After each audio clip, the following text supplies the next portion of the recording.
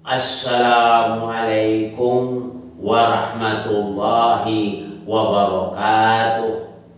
Alhamdulillahilladzi anzala ala abdil kitaba wa lam yaj'al lahu iwaja. Asyhadu an la ilaha illallah wahdahu la syarika lah wa asyhadu anna Muhammadan abduhu wa rasuluh. Allahumma sholli ala Muhammad wa ali Muhammad. Allahumma sholli ala Muhammad wa ali Muhammad. Allahumma sholli ala Muhammad wa ali Muhammad. Pertama-tama dan terutama marilah kita bersyukur kepada Allah Subhanahu wa taala yang mana telah memberikan kesempatan kesehatan kepada kita semua. Mudah-mudahan kita tetap mendapat keampunan dari Allah Subhanahu wa taala. Kaum muslimin rahimakumullah, pada malam Ramadan ini kita mengharap dari keampunan dari Allah Subhanahu wa taala. Perbanyaklah amal pada bulan suci ini. Semoga Allah tetap memberi rahmat kepada kita. Amin ya rabbal alamin. Sebagaimana pertanyaan datang dari yang tidak disebut nama. Ustaz, apakah benar kita hafal Al-Quran dan fasih membacanya? Bahkan setiap bulan Ramadan kita baca ayat Quran tanpa melihat Quran sekalipun. Hafal 30 juz. Apakah kita dijamin Allah masuk surga, Ustaz? Tolong Ustaz jelaskan. Kami pernah mendengar dari para ustaz yang ada pada masa kini, katanya kita kalau sudah hafal Al-Quran kita dijamin Allah masuk surga. Apakah itu benar, Ustaz? Tolong Ustaz jelaskan. Assalamualaikum warahmatullahi wabarakatuh. Lagi-lagi yang tidak menyebut nama, ya. Dia mengatakan kalau hafal Al-Quran 30 juz, bacaannya fasih gitu, ya, masih bagus gitu, kayak Qori itu, dijamin masuk surga. Kita baca setiap Ramadan ini. Ya, soal menghafal Al-Quran bagus, hafal Quran, hafal hadis bagus, tapi bukan sekedar hafal. Memang sekarang kita banyak mendengar kata orang, ya. Kita sekarang mendengar kata orang banyak hafal Al-Quran, hafal hadis gitu. Nah, kita masuk surga. Untuk masuk surga itu bukanlah semudah apa yang kita bayangkan di akal kita. Ya, Allah katakan sudah di dalam Al-Quran surah Ali Imran sudah jelas Allah katakan, apakah kamu mengira kamu akan masuk surga sedangkan Allah belum memperlihatkan kamu berjihad atau kamu berjuang di jalannya dan kamu berlaku sabar atas cobaannya. Dalam surah Ali Imran 142. Itu jelas. Jadi masuk surga itu bukan suatu masalah yang gampang. Jadi bagaimana untuk saya menjawab pertanyaan Pertanyaan yang disebut nama. Dia hafal Al-Quran kelihatannya 30 juz, ya. Setelah itu apa? Bacaan fasih. Ya, tidak cukup sekedar itu, ya. Saya pun tak tahu, entah ibu, tak bapak, tanya tak tahu lagi. Ibu harus, saya dari kemarin ya katakan tulis nama, namun tidak juga tulis nama. Tak tahu ini, tak siapa orang, entah laki-laki, entah perempuan. Jadi yang jelas saya akan jawab. Untuk masuk surga itu kalau kita sudah hafal Al-Quran, kita dijamin masuk surga? Tidak. Kalau kita lihat, saya masih ingat ini, ya, ada nama orang zaman dahulu, namanya Abdurrahman bin Muljam. Abdurrahman bin Muljam ini, wah, luar biasa. Hafal Al-Quran, bahasanya fasih. Bukan seperti kita nih. Kalau dahulu Al-Quran tidak ada baris, dia bisa baca. Sekarang ini kan ada baris. Kalau dipanjang lah dia. Kalau pendek, dipendek lah dia. Kalau ada titik, kita baca itu apa bentuknya. Dulu tidak ada baris. Piandai yang Abdurrahman bin Muljam. Itu pintar betul. Tapi Abdurrahman bin Muljam ini, ya, hafal Quran, kita dan Quran membunuh. Ya, membunuh yang namanya Imam Ali bin Abi Thalib. Apakah kita bertanya, apakah Abdullah bin Muljam ini masuk surga? Kita tanya. Dia lebih hebat lagi kita. Belum ada orang kita hebat seperti itu. Siapa hebat? Belum ada. Kok ribet baca, membaca itu sekedar ada tulis, ada tajwid itu. Panjang baca panjang, pendek baca pendek. Dia tidak. Ya, ahli nahwu dia lagi. Quran yang tidak berbaris itu bacanya, hafal dia lagi, paham dia, fasih dia bahasanya. Dia tidak masuk surga. Kenapa saya katakan dia tidak masuk surga? Dia membunuh Ali bin Abi Thalib. Sedangkan Ali bin Abi Thalib ini, kata Nabi, barang siapa yang menyakiti dia sama menyakiti aku. Barang siapa yang menyakiti aku sama menyakiti Allah. Barang siapa yang menyakiti Allah, pasti Allah campakkan dia dalam neraka. Maka dalam satu hadis lain ada mengatakan, Inna aliyun minni wa ana minhu wa huwa waliyun kulli mu'minin ba'di. Aku, kata dia, sesungguhnya Ali itu dari aku, kata Rasulullah, dan aku darinya, dan dia pemimpin mukmin setelah aku. Nah, jadi gini, dia jawabnya yang jelas, kena Ali kata dari dia. Jadi barang siapa, katanya, yang menyakiti Ali sama menyakiti aku. Barang siapa menyakiti aku sama menyakiti Allah. Barang siapa yang menyakiti Allah, pasti Allah campakkan dia ke dalam neraka. Nah, sekarang dia membunuh Ali, berarti sama membunuh aku, kata Rasul. Membunuh aku sama yang membunuh Allah namanya. Membunuh Allah pasti dia dicampak ke dalam neraka. Ya, apa Quran? Lebih hebat lagi kita, tak ada tandingan itu. Ya, Quran yang tak berbaris itu apa ya? Itu namanya Abdurrahman. Namanya Abdurrahman. Bagus sekali nama Abdul Hamba Rahman. Hamba yang pengasih. Nama dia bin Muljam. Dia membunuh. Setelah dibunuhnya Ali bin Abi Thalib, setelah itu dia khutbah di masjid, mencela-cela lagi, mengatakan keburukan Ali bin Abi Thalib. Itu yang nama Abdurrahman bin Muljam. Membunuh Ali bin Abi Thalib, dimasuk Allah dan neraka, kekal dan selama-lamanya. Maka Allah katakan juga, Rasulullah mengatakan, ada hadis mengatakan, barang siapa yang membenci ahli baitku, jadi ahli baitku, Ali itu ahli bait dia, sudah ahli bait tambahlah wasi lagi, sudah wasi tambahlah menantu dia lagi, ya, banyak itu tingkatannya. Barang siapa yang membenci Ali, sama juga membenci dia.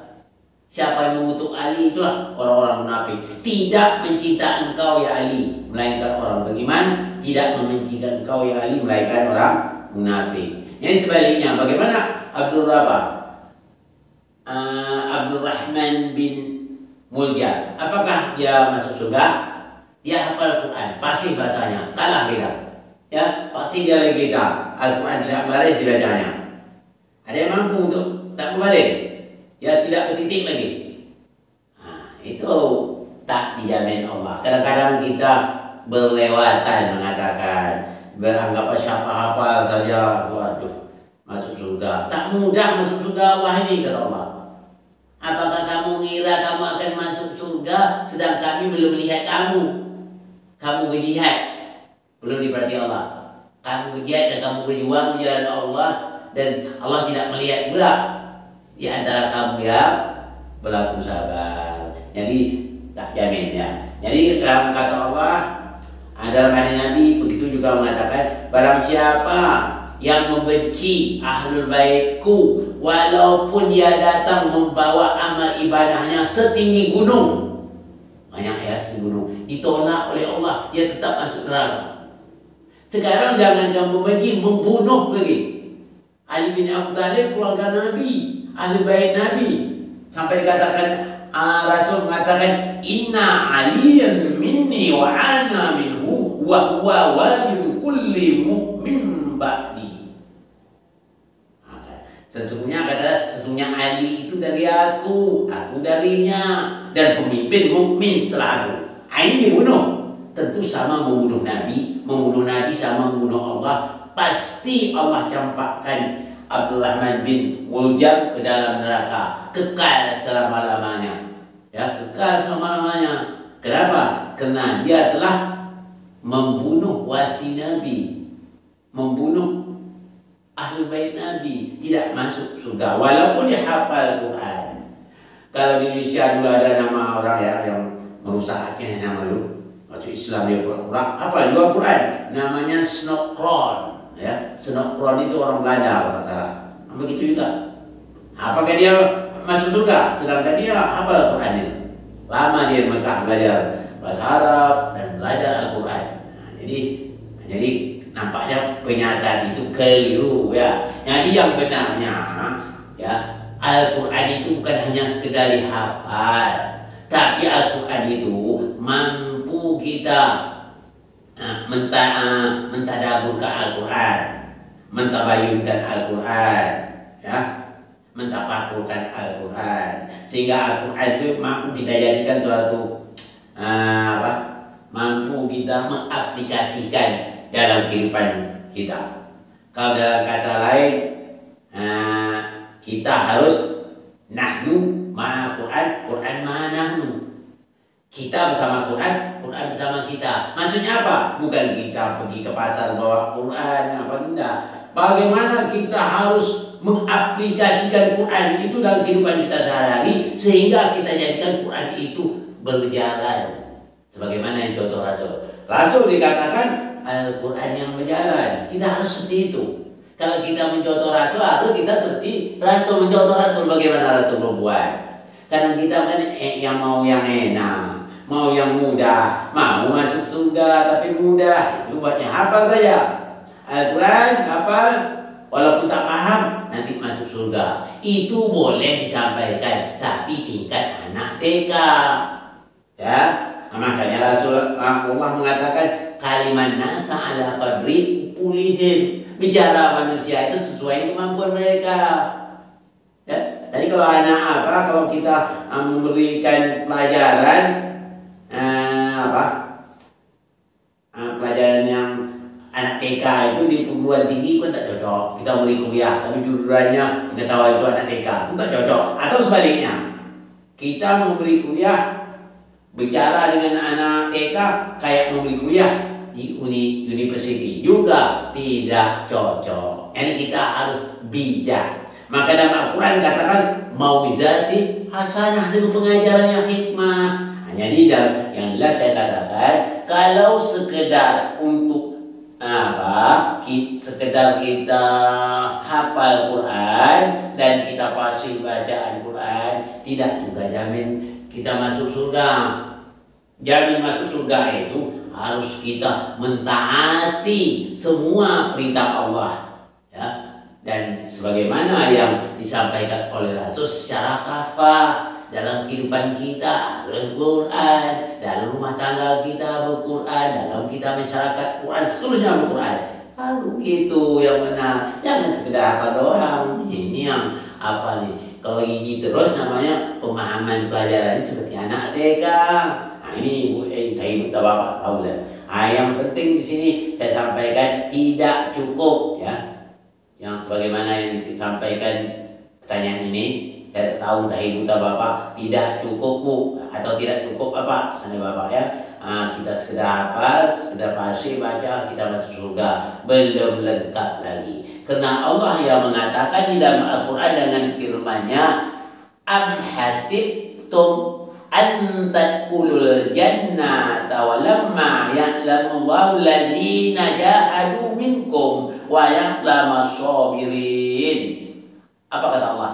Apakah kamu mengira bahwa kamu akan masuk surga padahal belum diperlihatkan Allah bagi orang-orang yang berjihad di antara kamu, dan belum Allah memperlihatkan orang yang sabar. Jadi ada syaratnya masuk surga, nggak mudah masuk surga. Jadi masuk polisi pun sudah payah lewat tesnya, masuk tentara payah, apalagi masuk surga. Ya Allah, makanya kita jangan beranggap itu mudah. Coba kita perhatikan, lihatlah Nabi dan Rasul ya. Nabi dan Rasul itu tawaduk, bukan surga cakapnya. Kalau orang-orang yang tawadu, ya Allah, di mana saja kau taruh aku ya Allah, aku ridho ya Allah, yang penting kau ridho aku. Coba begitu kita. Ya Allah, di mana saja kau masuk aku ya Allah, aku ridho, yang penting kau ridho dengan aku ya Allah. Gitu caranya. Jadi di sini untuk menjawab pertanyaan dari ibu ini, belum tentu Bu kita hafal Quran, kita pasti bacaan kita masuk surga sebagaimana Abdurrahman bin Muljam tadi, dia dimasukkan oleh Allah ke dalam neraka karena dia membunuh Ali bin Abu Talib. Memang Rasulullah mengatakan demikian. Barang siapa yang membenci Ali sama membenci aku. Siapa yang benci Ali sama benci aku. Barang siapa benci aku sama membenci Allah. Siapa yang membunuh Ali sama membunuh aku. Siapa yang membunuh aku sama membunuh Allah. Pasti Allah campakkan dia ke dalam neraka, kekallah dia ke dalamnya. Sedangkan Rasul juga menjawab mengatakan, setinggi gunung amal ibadahnya. Itu amal yang benar, itu bukan yang salah. Setinggi gunung amal ibadahnya. Berapa tinggi gunung itu? Setinggi gunung membawa amal ibadah. Kita belum mampu lagi amal ibadah yang tepat, yang benar seperti gunung. Datang menghadap Allah, ditolak oleh Allah. Kenapa? Membenci keluarga Nabi. Ini jangankan membenci, membunuh lagi keluarga Nabi. Sudah pasti Abdurrahman bin Muljam dimasukkan Allah ke neraka kekal selama-lamanya. Ini saja yang dapat saya sampaikan pada kesempatan ini. Mudah-mudahan ada manfaat bagi kita semua. Mohon maaf dari segala kurangan. Wabillahi taufiq wal hidayah. Assalamualaikum warahmatullahi wabarakatuh.